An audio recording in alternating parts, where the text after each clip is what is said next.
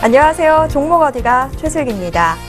5,000원권 지폐에서 만나볼 수 있는, 그래서 굉장히 친숙한 조선시대 성리학자 율곡이에는 어린 새가 날지 못하는 것은 더 준비하여 날기 위해서다라는 말을 남겼다고 합니다. 자, 아직 이 수익을 좀 내지 못하고 계신 우리 시청자분들도 조금만 더 이 포트폴리오 가다듬는다면, 더 준비만 하신다면 언젠가는 크게 웃으실 수 있는 날이 올 거라고 믿습니다. 자, 그런데 그 준비하는 과정 혼자서 한다면 너무 외롭겠죠? 저희가 함께 해드리도록 하겠습니다. 오늘도 종목 어디가 함께 하시면서 여러분들의 포트폴리오에 대한 고민 말끔히 지워버렸으면 좋겠습니다. 자, 오늘도 여러분의 포트폴리오 수정 매눈 전문가와 함께 하도록 하겠습니다. 매눈 전문가님 안녕하세요. 네, 안녕하세요. 네. 지난주에 저희가 6.4 지방선거로 못 만나 뵀었는데 2주 만에 만나 뵈니까 굉장히 반가운 것 같아요. 네, 감사합니다. 네. 자, 지난 회에서 이 목소리 높여서 LG전자랑 한진 좀 신규 종목으로 소개를 해주셨는데 소개 이후의 흐름이 굉장히 좋은 것 같아요. 예, 계속 잘 갔어요. 잘 가는데 뭐 그냥 방송에서 소개만 해가지고 좋은 게 아니라 이제 같이 이제 저희 방 회원님들은 같이 물량을 담으셨거든요. 물론 한진 같은 경우는 그 전에 이제 그 일주일 전부터 이제 매수를 사실 해가지고 수익이 더 큰데 어쨌든 이렇게 온라인상 공개를 한 거는 그 이후에는 한번 거의 10% 가까이 두 종목 다 올라서 좀 잘 간 것 같습니다. 네, 이번 회에서도 또 정말 좋은 종목들 잘 소개를 해주시길 부탁드리겠습니다. 자, 그렇다면 본격적으로 좀 종목에 대한 이야기, 포트폴리오에 대한 이야기 시작을 해보도록 하겠습니다. 자, 오늘도 역시 시청자 한 분의 포트폴리오 선정해서 지금 이 포트폴리오의 문제는 뭔지, 어떻게 수정을 하면 좀 더 수익이 날 수 있을지 함께 고민해 보도록 하겠습니다. 자, 저희는 잠시 후 네 종목 어디가로 돌아오겠습니다.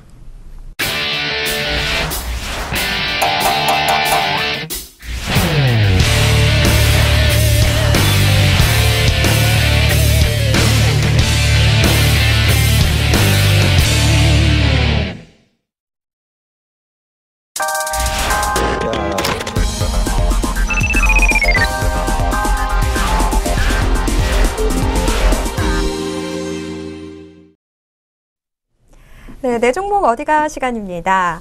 우리 시청자분의 포트폴리오 안에 담겨있는 종목들 지금 현재 어디로 가고 있는지 알아보는 시간인데요. 자, 오늘 함께할 포트폴리오 어떤 포트폴리오인지부터 알아봐야겠죠? 화면으로 만나보겠습니다.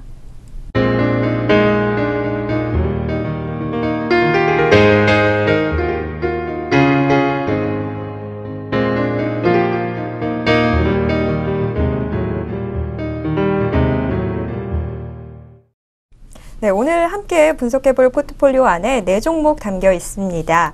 오로라, 조이맥스, 테스, 그리고 제일바이오 이렇게 네 종목인데요. 비중은 각각 10%씩 담겨 있습니다. 자, 제일바이오를 제외하면 시총 규모가 1,200~1,300에서 1,800억 원 규모로 좀 비슷한 규모를 자랑하는 종목들이 좀 담겨 있다라는 게 이 포트폴리오의 특징이라면 특징일 것 같습니다.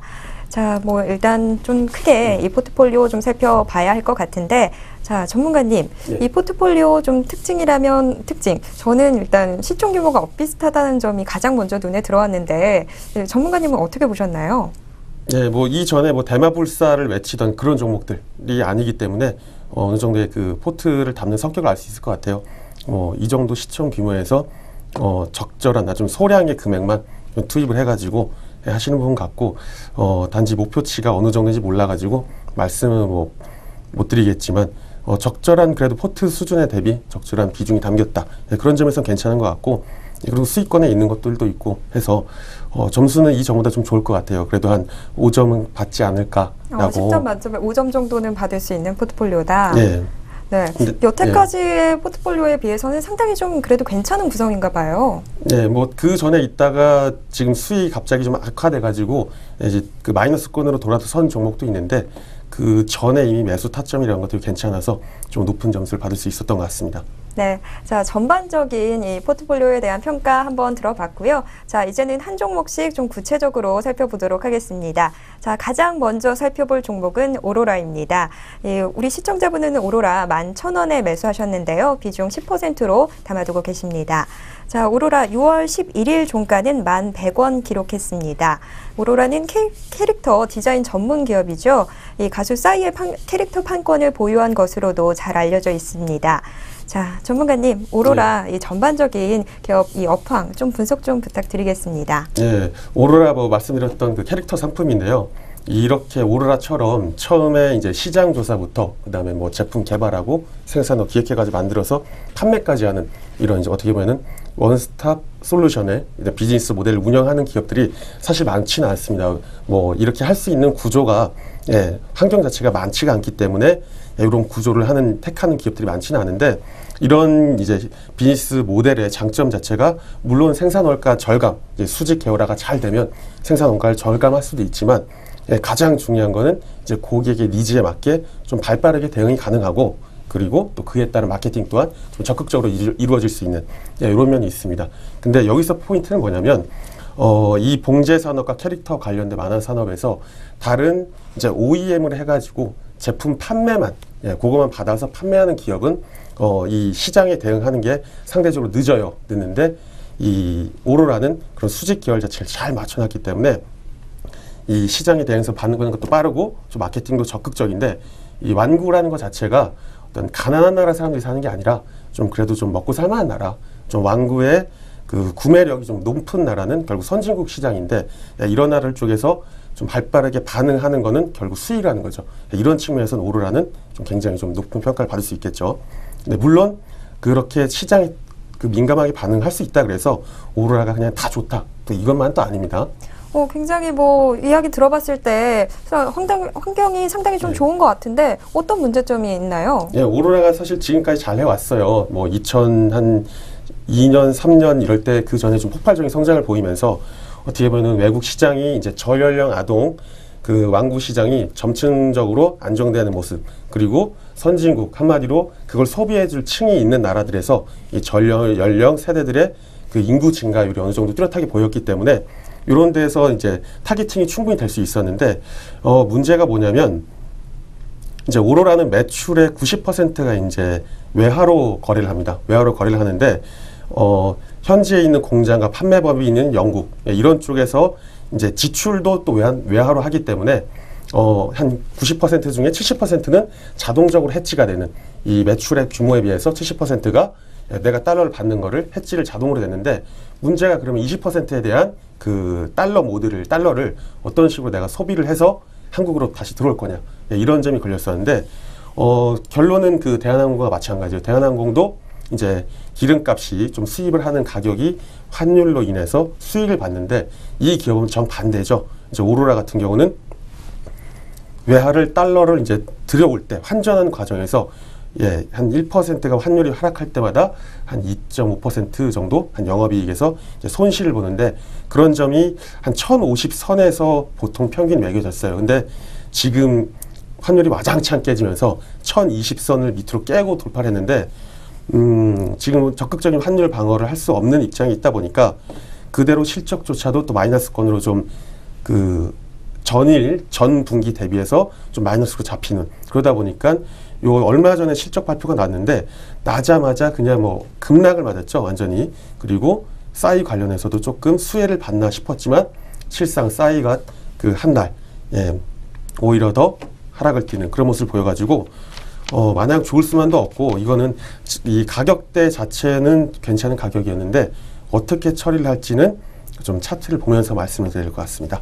네, 뭐 일단 전반적인 업황 이야기 들어봤습니다. 자, 바로 좀 차트 보면서 어떻게 대응하면 좋을지 이야기 들어보도록 하겠습니다. 예, 이 차트 같은 경우는 괜찮았어요. 그 전에 강한 상승 이후에 좀 줄기차게 좀 올라와주는 모습이었고 그러고 나서도 어느 정도 평단가를 깨트리지 않으면서 줄기차게 이렇게 올라와준 모습.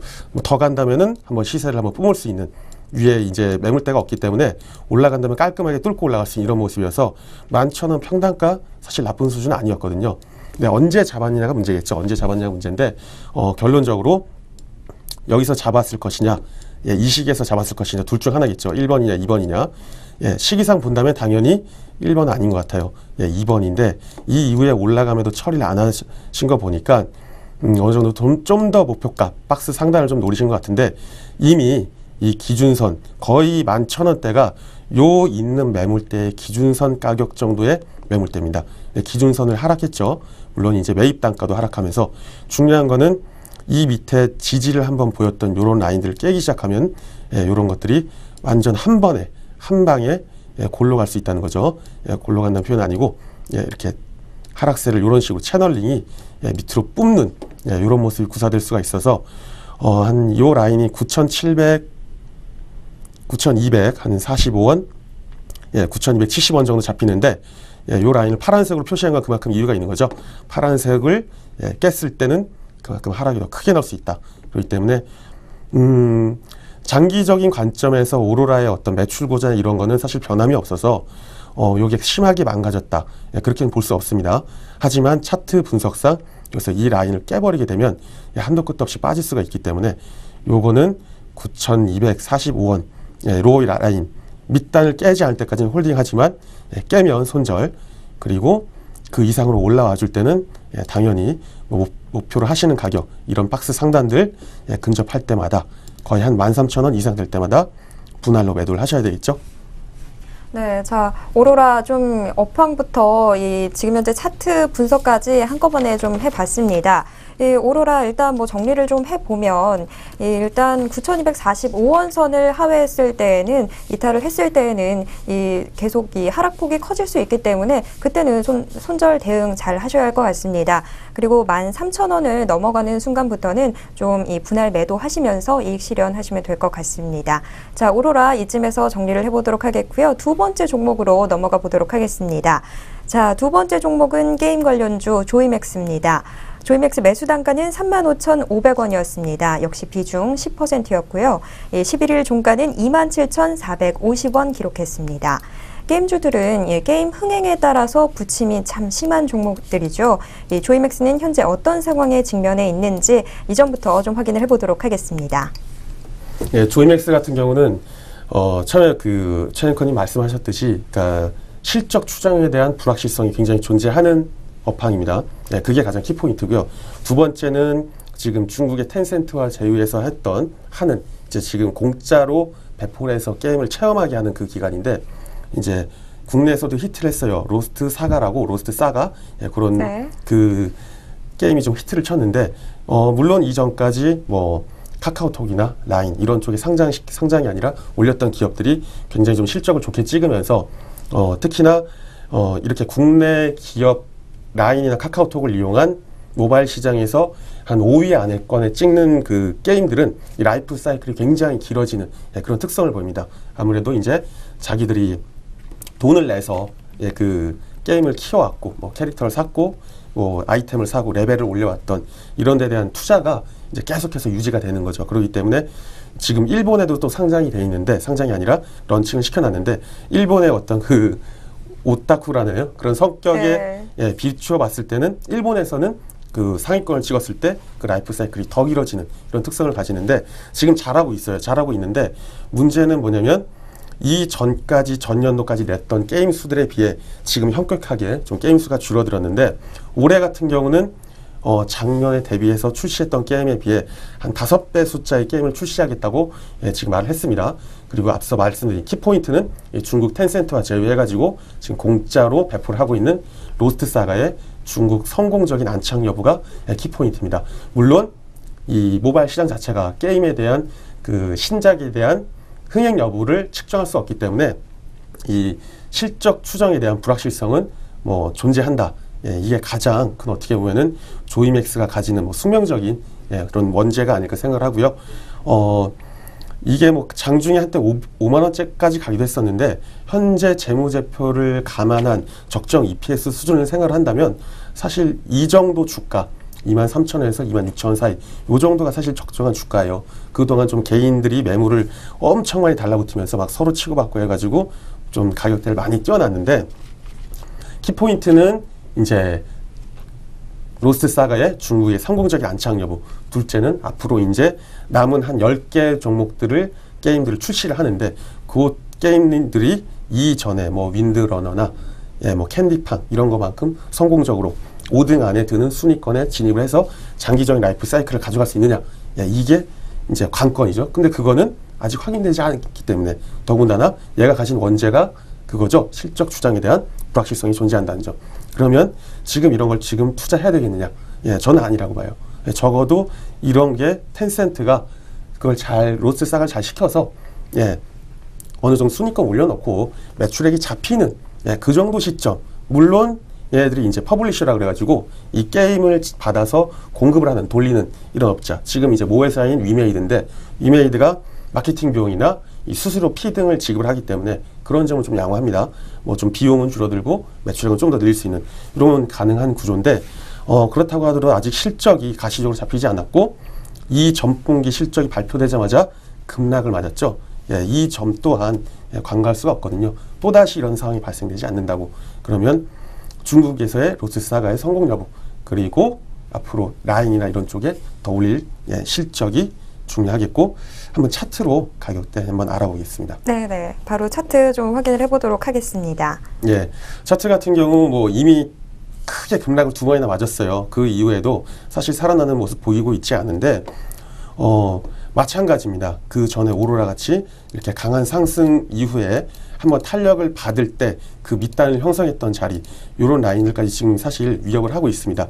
물론 저점을 높이면서 올라갈 수 있다라고 생각을 해볼 수 있지만 이런 라인들이 얼마나 실효성 있게 잡힐지는 아직 모르는 거죠. 왜? 실적 추정에 대한 불확실성이 존재하기 때문에 아직도 모르고 적어도 이거는 기준선 올라올 때마다 기준선이 지금 여기 있는 가격대에 올라와 있는 기준선 32,000원, 한 29,000원 이렇게 올라올 때마다 분할로 그래도 뭐 적절하게 비중을 줄여가면서 조금 손절 해가는 하지만 시간적으로 좀 가까운 시간 내에 올라오진 않을 것 같아서 아마 좀 길게 걸릴 것 같습니다. 조금 원금을 묶였다. 좀 편안한 마음 갖고 좀 대응을 해야 하는 종목인 것 같습니다. 자, 조이맥스 뭐 어느 게임주들이나 그러하듯이 지금 이 조이맥스도 일단 지금 현재 기대감을 갖고 있는 신작 게임들 좀 줄줄이 준비하고 있는 종목들 게임들이 좀 많이 있습니다. 기대감을 이것 때문에 좀 가질 수는 있는데 그래도 이 게임들이 실제로 어느 정도의 성과를 내는지 좀 확인을 하시고 접근을 하시는 편이 좋을 것 같습니다. 그래서 신규 접근은 좀 일단은 좀 유보를 하시는 편이 좋을 것 같고요. 자, 지금 갖고 계신 우리 시청자분은 좀 이 기준선이 올라오는 걸 좀 봐가면서 좀 천천히 침착하게 분할 손절 대응하시는 편이 좋을 것 같습니다. 자, 두 번째 종목 조이맥스까지 알아봤습니다. 이어서 세 번째 종목 알아보도록 하겠습니다. 세 번째 종목은 테스인데요. 자, 우리 시청자분은 11,000원이었고요. 11일 종가는 13,000원이었습니다. 자, 테스는 반도체나 태양전지 제조에 필요한 장비를 생산하는 업체입니다. 그렇다 보니까 주요 고객사가 반도체나 아니면 이 태양전지 제조 업체들인데요. 자, 전문가님, 이 테스라는 종목에 대해서도 또 전반적인 설명 부탁드릴게요. 이 반도체를 만들 때 이 실리콘 이제 규소로 만드는데 규소로 이제 이렇게 그 곧이라 그래요. 곧을 만들어서 이걸 살짝 자르면 이제 동그란 원형 디스크 같은 이런 게 나오는데 요거 뭐 웨이퍼라 그럽니다. 이제 여기다가 이제 전자기적인 물질을 얻고 그 위에 이제 반도체 칩을 살짝씩 해서 그런 상태로 출하가 되는데 요 웨이퍼에 얇게 어떤 물질을 깔아가지고 그 웨이퍼가 이제 전기적인 특성을 가질 수 있도록 하는 게 이제 증착 공정이라는데 대표적으로 국내에서 이제 증착 기기를 만드는 그런 회사죠. 원익 IPS와 더불어. 근데 얼마 전에 삼성전자에서 이제 V낸드 플래시 2세대입니다. 2세대 V낸드 플래시를 발표를 했어요. 근데 이 2세대 V낸드 플래시를 만든 게 거의 1세대 이후에 한 10개월 만에 이게 개발이 돼서 양산이 들어가는데 문제가 뭐냐? 2세대 낸드 플래시를 만드는 공정 자체가 1세대 걸 그대로 쓰면서도 만들 수 있다는 거죠. 그러면 이때까지 지금 증권사 레포트나 이런 것들이 2세대 V낸드 플래시가 만들었던 삼성에 의해서 가장 큰 수혜를 받는 게 이 테스라고 말하는데 그 공정을 그대로 쓰는데 왜 뭐 때문에 이 테스가 그 수혜를 받는 거냐? 지금 중국 시안에 이미 뭐 크게 이 증설을 삼성전자가 깔았는데 이 V랜드 플래시라는 거 기술력 자체가 지금 전 세계적으로 이 삼성전자만 가지고 있는 기술력입니다. 그렇기 때문에 뭐 현대 지금 SK 하이닉스 뭐 이런 쪽, 마이크론 이런 쪽도 계속해서 이 기술을 따라올 수밖에 없어요. 예, 기술력 자체가 압도적이기 때문에. 그리고 이런 기업들이 가진 특성 자체가 한번 이 라인이 깔리면 그거에 대한 보지, 설비, 영업 이런 데 대한 그 재비용이 들어가기 때문에 그 설비가 깔리고 그 다음에 또 깔리는 시기까지의 어떤 비용 규모가 발생하는데 지금 요 딱 텀에 와 있습니다. 사실 그렇기 때문에 사실 요 테스는 조금 지금 투자를 하긴 사실 부적격이에요. 하지만 이제 중국 시안 쪽에 추가로 그 삼성전자가 그 라인을 더 증설을 할 거고 이 라인을 까는 게 어느 정도가 삼성전자가 테스에 대해서 믿음을 보여주겠냐면 이 12년까지는 삼성을 향한 매출액이 5% 정도였는데 현재는 테스가 삼성전자로 매출하는 그 규모가 테스 매출액 중에 40%까지 올라갔습니다. 그만큼 이 기술력을 인정을 받는데 아무래도 그 제2의 그 3D V랜드 플래시 같은 경우는 그 방막을 까는 기술력 자체가 얇게 까는 게 아니라 이 수직 증축이기 때문에 조금 좀 두껍게 깝니다. 근데 이 기술력 자체를 테스가 가지고 있는데 이런 점이 제2의 시안에 대한 공장이 이제 삼성전자가 투입을 할 때 당연히 이제 테스 쪽으로 테스 향에 대한 그런 수입이 있겠죠. 예, 그쪽으로 물량을 받을 텐데 물론 SK 하이닉스도 따라올 거고 마이크론도 따라올 거고 예, 그러면 그때는 라인을 좀 더 깔면서 예, 매출이 확 잡히겠죠. 그럼 그 전까지는 유지 관리하는데 재비용이 나간다. 지금까지는 예, 그걸로 먹고 살아왔지만 앞으로 바라보고 있을 확정되지 않은 거에 대해서 투자를 한다는 건 예, 결국 불확실성에 대한 투자죠.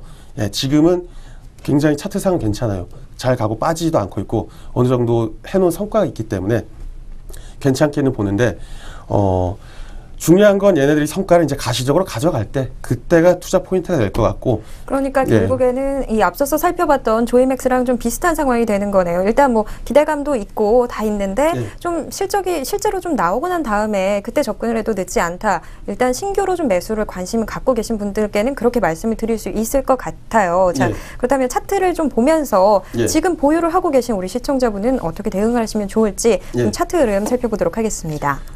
차트 같은 경우 뭐 아름다운 거죠. 예, 딱 이런 차트를 골라서 해야 되는데 사실 이 골이 조금 깊기 때문에 애매한 면이 있어요. 그리고 어떻게 보면은 이 목표값이 어느 정도 와 있습니다. 와 있는데 중요한 거는 이런 종목들이 5월 14일 날 누가 샀는지 모르겠지만 지금 상황상 5월 14일에 이렇게 길게 올라갔다 밀린 점을 봐서는 그리고 별다른 이 패턴의 변화가 없는데도 이렇게 물린 걸 봐서는 이 5월 14일 날 샀던 사람들이 개인일 확률이 높습니다. 나중에 살펴보면 알겠죠. 하지만 이런 종목들이 물리고 나서 있다가 시간적으로 어느 정도 소진이 되고 나면 만약에 이 매물대 1384원 이 고점 라인을 뚫기 시작하면은 지금 원익 IPS가 우리 회원방에서 굉장히 큰 수익을 주고 있는데 모양이 비슷합니다. 이런 것처럼 이런 라인들을 뚫을 때 그때가 되면은 오히려 물량을 더 사야죠. 지금은 수익권이니까 돈이 필요하시다. 그럼 일부를 좀 잘게 청산을 하시다가 오히려 더 비싸게 사는 거죠.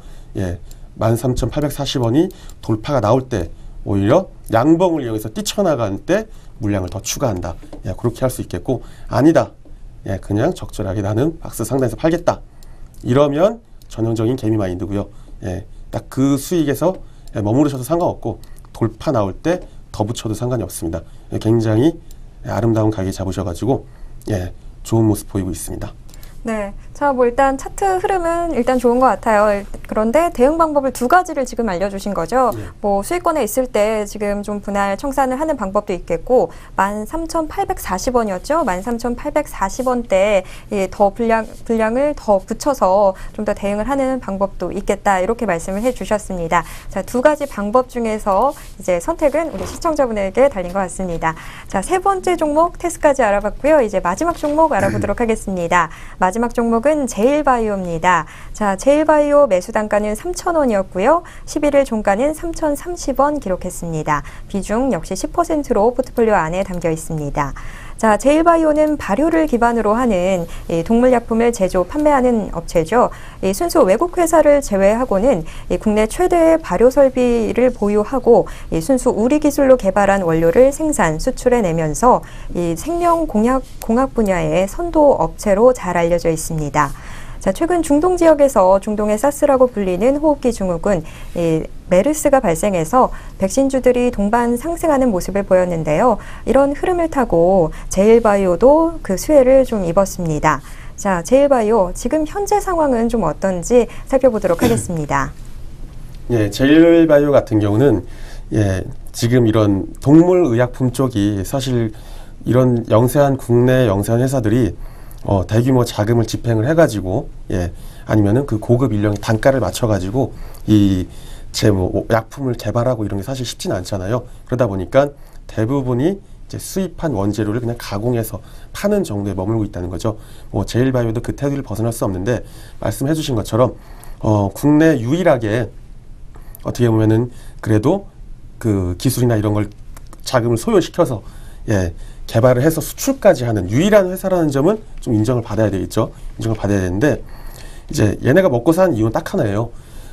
국내 이렇게 국제적인 경쟁 시장에서 대규모의 이 화학회사나 이 약품 회사들이 국내의 어떤 축산이나 양돈 업계까지 진출해가지고 대리점을 넓히고 유통망을 확보하고 영업을 해가지고 하기까지는 이 마진이 안 나온다는 거죠. 그렇기 때문에 이런 영세한 업체들이 막 100여 개씩 난립하면서 먹고 살고 있는데 지금 제일바이오 같은 경우는 투자 포인트가 현재의 실적, 과거의 실적도 아니에요. 그리고 미래 성장성이 아니에요.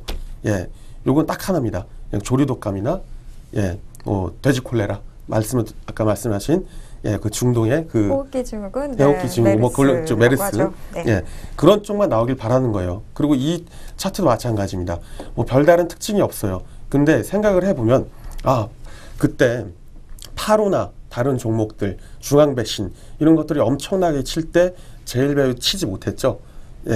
물론 사람과 동물과 요 어떤 차이가 있기 때문이긴 하지만 제일바이오는 사실 그런 측면에서 단지 그냥 뭐 그런 호흡기 관련 질병이나 좀 문제가 생긴다 그래서 영향을 받아서 뛴다, 이렇게 보긴 좀 힘들어요. 일단 대장주도 아니고, 대장주가 상한가를 못 치면 얘들은 가다가 풀려버리고 그냥 설거지만 시키고 쫙 빨려버리는 그런 종목이기 때문에 이런 종목 특히 조심하셔야 되는데, 이미 어떻게 보면은 조금 저점을 좀 낮춘 모습 보이고 있으면서 좀 강하게 가고 있는데, 이 종목의 투자 포인트가 어차피 사스나 조류독감, 돼지 콜레라 하여튼 그런 거인 만큼 그때 그런 이슈가 오기 전까지는 평단가를 심하게 훼손시키지 않는다면 들고 가는 게 맞겠죠. 그리고 이분이 이 실적을 영업이익이 매출액이 시총이 290억인데 영업이익이 1년에 3억, 4억밖에 안 나오는 이런 기업을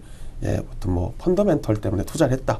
그런 거는 사실상 아니라고 보기 때문에 좀 차트 흐름을 살짝 더 같이 한번 봐볼까요? 제일바이오 일단 업황 함께 살펴봤고요. 이 투자 포인트 짚어보면서 대응 방법까지 이야기가 좀 나온 것 같습니다. 이 제일바이오가 아무래도 이 동물 이런 관련해서 좀 바이오 업체로 된 이 업체이기 때문에 일단 구제역이나 조류 독감이 발생했을 때 그때 좀 수혜를 받을 수 있는 종목인 것 같습니다. 자, 그렇다면 이 다음 구제역과 조류 독감이 발생할 때까지는 일단 홀딩 보유하는 것으로 제일바이오 이렇게 좀 정리를 해보도록 하겠습니다.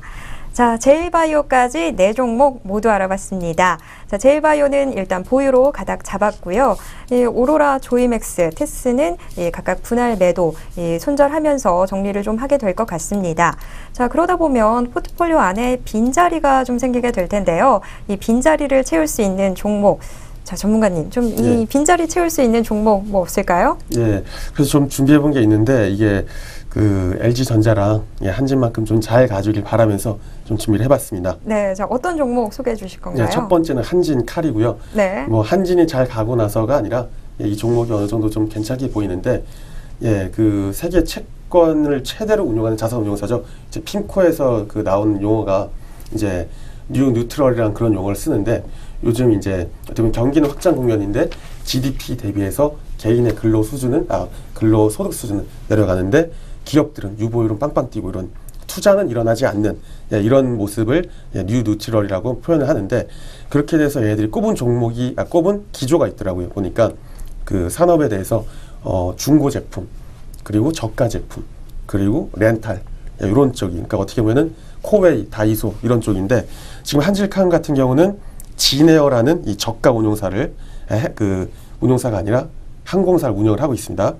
그래가지고 이 점에서도 높게 평가를 받을 수 있고 무엇보다 이 종목이 높게 평가를 받는 건 바로 차트 때문입니다. 한진과 똑같은 패턴으로 쳐 올릴 수 있는 그런 종목이라 어느 정도 이 눌림만 잘 피할 수 있다면 견뎌낼 수 있다면 어느 정도 평단가 맞춰가면서 재차 올릴 수 있는 걸 따라갈 수 있지 않나 생각하고 있습니다. 네, 한진칼 뭐 차트를 본 김에 계속해서 좀 보면서 이야기를 해볼까요? 한진칼 그렇다면 우리 새롭게 좀 접근하시는 우리 시청자분들은 매매 전략 어떻게 세워야 하는지 전략 함께 짜보도록 하겠습니다. 네, 한진칼 같은 경우는 이제 이런 매물대를 그 돌파를 해서 나왔기 때문에 이미 이제 시작이 됐어요. 시작이 됐다가 이게 눌리는 건지 일시적인 눌림인지 힘의 응축을 받는 건지 돌리는 건지 아무도 모릅니다. 하지만 이 전에 돌파가 시작되기 전에 있었던 매물대까지는 어느 정도 흐름이 있을 수 있겠죠. 여기까지는 손절 개념이 아니라 그냥 평단가를 맞추는 개념으로 접근을 해야 되고요. 여기를 만약에 깬다 이랬을 때부터는 그때는 비중을 줄여가면서 이제 손절 쳐가면 되겠죠. 하지만 돌파 나오면서 강한 매물대 지지받고 올라가는 거를 어떻게 보면 목표를 한다고 볼 수 있겠습니다. 그래서 지금 있는 가격 한 26,200원 선에서 25,500원 사이에 흔들리는 가격을 이용해서 눌릴 때도 한번 잡고 뛸 때도 한번 잡고 이런 식으로 평단가를 한 26,500원 선까지 맞춘다면 뭐 충분히 경쟁력 있는 가격이지 않나 싶습니다. 네, 매수 단가를 26,500원 선으로 좀 잡고 목표가와 손절가는 어떻게 할까요? 목표는 일단 요 차트 분석상 한 3만 원 정도 나올 것 같아요. 3만 원 정도 나올 것 같고 손절가는 이 힘이 돌려지는 라인들 이런 라인들 잡은 한 24,500원 정도 여기를 깬다면 이제 분할로 좀 팔아볼 수 있겠죠. 네, 자, 이 한진칼 다시 한번 정리를 좀 해보도록 하겠습니다. 매수 단가는 26,500원 선으로 좀 잡아보도록 하겠고요. 목표가는 3만 원 선, 그리고 손절 대응은 24,500원 선에서 하는 것으로 이렇게 좀 매매 전략 잡아보도록 하겠습니다. 자, 첫 번째 신규 추천 종목 이 한진칼 이야기 나눠봤고요. 이어서 두 번째 종목 이야기 나눠보도록 하겠습니다. 자, 두 번째 종목 한일이화 말씀을 해주셨는데 네. 한일이화는 또 어떻게 접근을 하면 좋을까요? 네, 한일이화 같은 경우는 계속해서 말씀드렸던 이제 완성차 세트 업체에 집중하다기보다는 거기에 부품을 공급하는 소재를 공급하는 이 전방 산업군에 있는 회사들 중에 같이 남들이 다 죽을 때 죽지 않고 이 펀더멘털이 강하기 때문에 살아남은 종목을 공략해야 된다고 말씀드렸는데 한일이화, 뭐 코리아 FT 이런 종목들이 있는데 이것도 마찬가지입니다. 충분히 어떤 펀더멘털 측면이나 그런 측면에서 차후를 노려볼 수 있을 것 같고 역시나 마찬가지로 이 차트가 아름답기 때문에 가장 큰 선정한 이유는 수급과 차트입니다. 앞으로 발전 가능성, 뭐 시가총액 충분하고요. 가끔 이제 너무 짤짤이주에 지금 목을 매시는 것 같아가지고 그런 종목이 아닌 어느 정도 좀 받쳐주는 기업들, 죽어도 한꺼번에 죽지 않을 종목들로 하나 꼽아왔습니다. 네, 자 차트 본 김에 또 이야기 나눠보도록 하겠습니다. 자 우리 시청자분들을 위한 매매 전략 좀 함께 세워주시죠. 예. 똑같아요. 그 앞에 보셨던 그 한진칼이랑 비스무리하게 고점 라인 강하게 돌파받으면서 지지받았고요. 그 전에 여기서 골로 갈 수 있었는데 그러지 않고 지지받으면서 올라와줬고 이제 시작이죠. 이작이 시작인 종목이고 이런 것도 마찬가지입니다. 눌릴 때도 한번 잡고 뛸 때도 한번 잡고 가만히 있을 때도 한번 잡고 한 4주에 걸쳐 가지고 한 3번 정도 잡으시면 될 것 같아요. 일주일에 한 번 정도나 일주일에 한 번 정도 그 정도로 잡아가지고 좀 끌고 가시면 될 것 같은데 평단가는 일단 22,000원 선을 넘어가는 선이 좋을 것 같습니다. 저가로 매수하는 개념이 아니죠. 저가로 골로 가는 걸 잡으라는 게 아니라 살아나갈 때 뛰쳐나는 걸 캐치하는 거니까 22,000 지금 매수 단가 같은 경우에는 이 고점 라인들 요걸 돌파를 한 번쯤 더 해줄 때 아직은 조금 남았어요. 그러니까 지금은 어설픈 애매한 가격이고요. 그러니까 매수 임박 정도로 볼 수 있겠죠. 그래서 한 23,150원 이 고점 라인을 올려설 때, 올려놓을 때 몸통으로 그때부터 매수 시작입니다. 그러면서 흔들리는 거 이용해서 왔다 갔다 어느 정도 칠 수 있으니까 그런 점은 조금 버텨낼 수 있겠죠. 오히려 평단가를 조금 더 낮추는 개념으로 접근한다면 충분히 괜찮은 종목이 되지 않을까 생각하고 있습니다. 네, 매수 단가 23,150원 선으로 좀 말씀을 해주셨습니다. 자, 목표가와 손절가는 어떻게 설정하면 좋을까요? 네, 목표가는 일단 한 25,000원 정도 잡았습니다. 한 10%가 조금 안 되는 금액인데요. 괜찮은 가격 같아서 25,000원 선 정도 근처면 이제 분할 파셔야 되겠고, 손절가는 지금 23,000 이제 매수가가 이 정도 되는데, 그래서 힘을 돌리는 라인들, 이런 고점 라인을 돌린다 싶었을 때가 한 21,400원, 500원 정도 나올 겁니다. 그런 라인들로 잡아서 대응을 하시면 될 것 매매 같습니다. 전략 그렇게 세우면 되겠군요. 자, 한일 2화 매수 단가는 23,150원 선. 이 선을 좀 돌파를 했을 때 매수 접근해 보시면 좋을 것 같고요. 목표가는 25,000원 선, 손절 대응은 21,400원 선에서 하면 좋을 것 같다. 이렇게 정리를 해보도록 하겠습니다. 자, 신규 종목 한진칼과 한진 2화 소개를 해주셨는데, 자, 전문가님, 이 두 개의 비중은 어느 정도로 세우면 좋을까요? 빠지는 종목들이 한 10%, 10% 빠지고 아직 현금 비중이 좀 있는 걸로 봐서 두 종목 각각 15, 15 정도 담아보면 괜찮을 것 같습니다. 네, 자, 비중은 각각 15%씩으로 이렇게 정리를 해보도록 하겠습니다. 자, 우리 시청자분이 보유하고 계신 종목들 지금 현재 어디로 가고 있는지 알아봤던 지금 이 시간, 내 종목 어디가 시간이었습니다.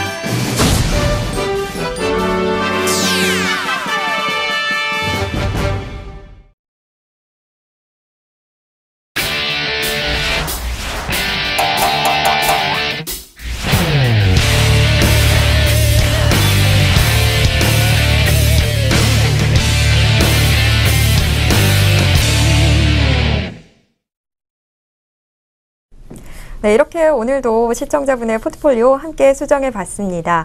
요즘 날씨 참 종잡기가 힘든 상황입니다. 어디에는 우박이 떨어지는가 하면 또 일산에서는 토네이도 현상까지 관측됐다고 합니다. 참 날씨 예측하기 힘든데요. 일기예보 잘 체크하시면서 피해 없으셨으면 좋겠습니다.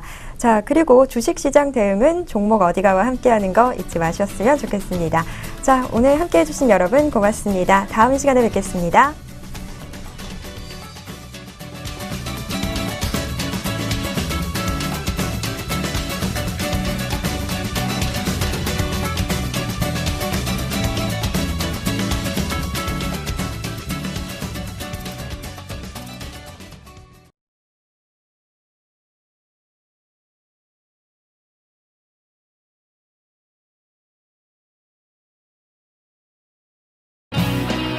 종목 포트폴리오를 바꿔드립니다.